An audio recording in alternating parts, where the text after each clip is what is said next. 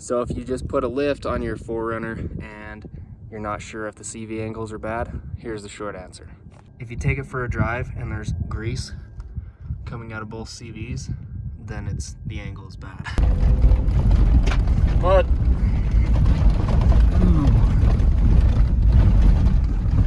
dude, this thing mobs.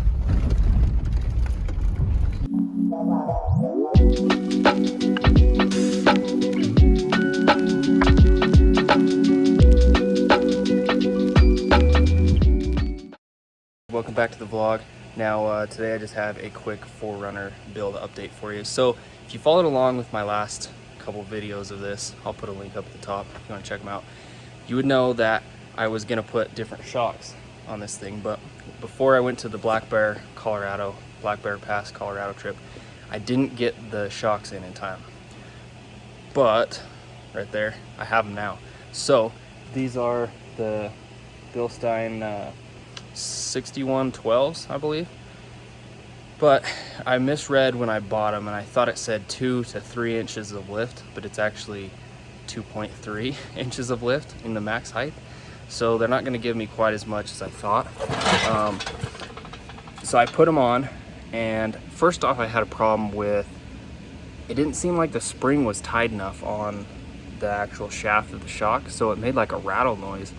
And I ended up taking it back apart, and I tapped the thread down a little bit farther. I tapped it down maybe 3/8 of an inch or so, and then put it back together after finagling that. And then I also put a spacer on there. I put a probably 1/2 inch spacer on top of that, and now it got rid of a noise, because the first time I did it, it had like a rattle, like you'd hit small bumps on the highway or like washboards, and it'd just be like something was loose, but nothing was loose. It was just that it didn't seem like it had enough tension on the shock to do that. So anyways, but now I'm putting it back together, and I have that spacer lift in. The one that I said it was only temporary, well, it's not temporary. I'm gonna leave it on full time now, and I've also raised the shocks up. They're not maxed out, but they're pretty close on the different height things. So let me just show you. Okay, so here's the shocks, and see how they have all these different little marks right here. There's a clip that sits up there inside of this thing, and that's what the spring sits on, and that's how you adjust your lift, so you can go 0 to 2.3 inches of lift. And so I first put it on, and they were all the way up at the very, at the very top one right here, and then I didn't have the spacer lift in there, and it still sat kind of a little bit low, and then I had that noise. So took it back apart to work on the noise, and then I decided to put the spacer lift in. I figured if I put the spacer lift and I put this, I put it on the fourth notch right there, I figured that would probably make it sit even. Well, it didn't. It was still sitting down probably even lower than it was before. So now I've taken it back off, and I compressed the spring on the strut tamer deal, and then raised it up, and now it's on the 8th clip, and I think there's one more, and that's gonna be as high as it would go. But so I installed that puppy back in there, and then hopefully this time when I set it down, it's gonna be level, and then I can go get my alignment rechecked. So look at that. That's a 2.5 inch shock body on there. Pretty massive. Now, if you come over here, that's about 2 inch. So 1/2 inch bigger in diameter than this new Tacoma here. But yeah, once I'm gonna have this thing all done with this lift today, but now if you're wondering how big of a pain it is to take the whole strut shock spring assembly out, it's really not that bad. Basically all you have to do is take that bolt out right there, take these 3 bolts out there, and if you don't have a spacer lift, it just has nuts on there. It's actually a little bit harder to get to because of this lip right here. I like to do these back 2 first, and then do this one out here, because sometimes you have to hold that shock up on the strut, and it's always a little easier to not have to be on the back one while you're trying to get that. Now this is where things get a little bit more interesting. I got it on the old strut tamer, and then I have to compress the spring down so that I can get to that clip like I was showing you, that's right there on the bottom. There's a clip up inside there, you can't really see it, but you gotta compress that. And luckily we have one of these machines that does this in a fairly safe fashion, but If it came down to me, the only thing that I had was those sketchy ass rentable things from the parts stores that clamp on here and you run it in with an impact. I don't know, man. I think I just pay somebody to do it too, because those things scare me, quite honestly. These springs are kind of sketch. All right, sorry the heater's running, but this is what I was talking about, these little notches. So now I just got to move that up 4 more. There you go, 8th clip right there. Now we just got to let the spring back down again. All right, she's back in there, tightened up. And now I'm going to throw the tire on, take her for a test drive and see. All right, let's go see what she can do.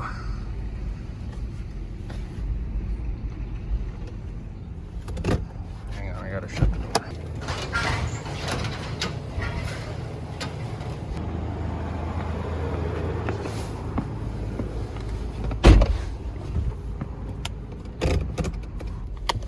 Safety first. Now I'm gonna mob her so that we can see if these will settle down. Look at that sunrise, guys. What a beauty. You can already feel the difference in the stiffness, so hopefully it doesn't ride like absolute garbage now. I mean, driving down the road seems pretty good. Not making any noises.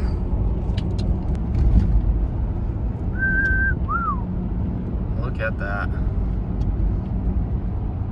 I don't know, guys, this place is badass. This whole world that we live in. Yeah. Ooh! That was a little bit of a hole. Now, if you're not gonna mob it, how are you gonna know if it's gonna work? You know? You feel? You guys feel it? I mean, honestly, it's not riding much rougher than it was before. Maybe a little bit, but not too bad. Try out this little hill right here. Now, what I was gonna go mob right down in there because there's a bunch of little ditches and ruts and stuff, but I don't really want to mud bog it, so we'll try out this little hill. It's got some good flexing points on it.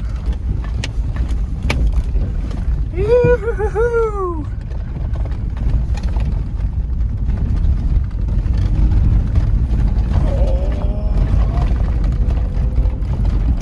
Mud. Ooh. Dude, this thing mobs. You guys all saying, well, actually I don't know who says that, but if you think you need to buy a brand new 4Runner or a brand new Jeep or whatever it is to go out and mob, dude, you don't. Just put some money into an old one and rip it, because these things are sick. The real test is, let's get out and see how level she looks, because after last time it was not level at all. I'm predicting it's going to be a little bit low in the front, but not like it was. So let's see. Dude, I'm pretty happy with that. I mean, it's a tad low in the front, but honestly, like if you throw gear in here and camping stuff, it'll level it out pretty good. I mean, that is acceptable. I'm not super picky with it. I was riding with it like this, so having it that level is honestly pretty good, guys. Got a little bit of mud on the tires there. So I just barely left the tire shop trying to see if they could get it aligned for me. But now that I've cranked it up to where it's level, there's no way that you can really adjust the alignment to where the tires aren't cocked out like this. The camber's all jacked up. So if you just put a lift on your 4Runner and you're not sure if the CV angles are bad, here's the short answer. If you take it for a drive and there's grease coming out of both CVs, then the angle is bad. Now, I did put the drop kit, the diff drop kit on this, but that's not enough. It looks good, doesn't work. Now, if you've been following my channel, you know that I've been messing around with this 4Runner build, and I finally got it to sit level at the expense of the CV joints and the alignment, because the wheels are all sorts of out of alignment and they can't get it to straighten out. So I'm gonna have to buy something else. Time is hopefully the charm, friends. I gave up on the 4Runner for a while. I just parked it and I didn't mess with it anymore. just because of the whole lift thing and the misalignment of the wheels and now the CV boots blowing the grease out. So I was assuming that I was gonna have to buy new bushings because maybe they were seized up and they couldn't actually line it, or I was gonna have to buy some different lower control arms to make it work, or I was gonna have to buy like high angle CVs. And maybe I still have to do that, I'm not sure. But tonight I decided I'd get back on it, get an update for you guys. So I'm pulling the shocks out for the probably 5th time, seriously. And I'm gonna compress it and I'm gonna move it down. So I have it now on the 8th notch, I think. So that would give me a total of 4.5 inches of lift in the front, which is too much. So I'm gonna drop it down to 4 inches of lift. I'm gonna go down a couple notches. It might be a little bit low in the front, but if I can get a happy medium between having the CVs be happy and the alignment be happy, but still not super bad in the front, that's what I'm gonna shoot for. So I'll show you guys in a minute once I'm done. So before, when I was explaining it, I couldn't show you guys the spacer and how I tapped that shaft down so I could get rid of that noise. Now, I mean, it works. It got rid of the noise, I fixed that, but is it 100% right? I'm not sure, to be honest with you. So if you have experience with that, let me know in the comments, because I'm curious, but it's not completely dumb if it works, right?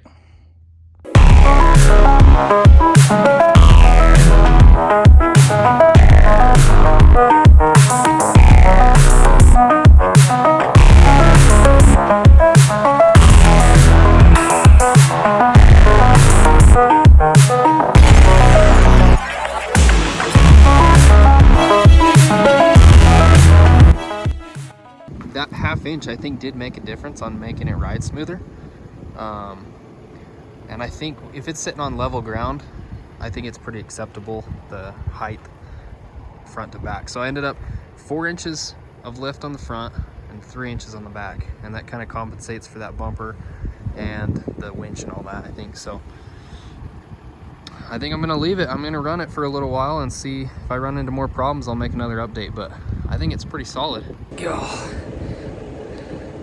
The lighting's kind of bad out here, but I'm just stoked about this thing. I mean, it's fun to drive. I've been out mobbing in the hills and it rides honestly pretty smooth. Like, I ride Razors a lot, and for being a on-road capable SUV, I'm pretty impressed. So if you're thinking about getting a 3rd gen 4Runner, try it out.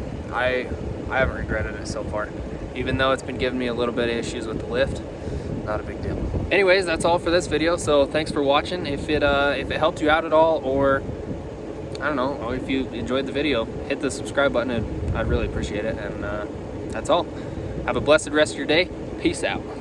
So I thought I was done, but I just mobbed up this trail right here and it was kind of sick. So I'll show you guys a little bit more of a high-speed rip. Belt up for safety.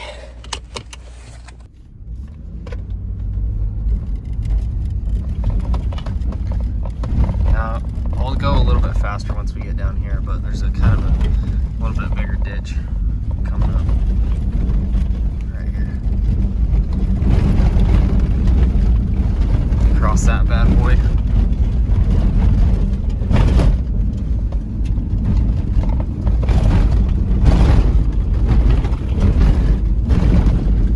Guys, look at that. I'm freaking ripping right now. I'm doing almost 40 miles an hour. Actually, probably 40 because of the tires, but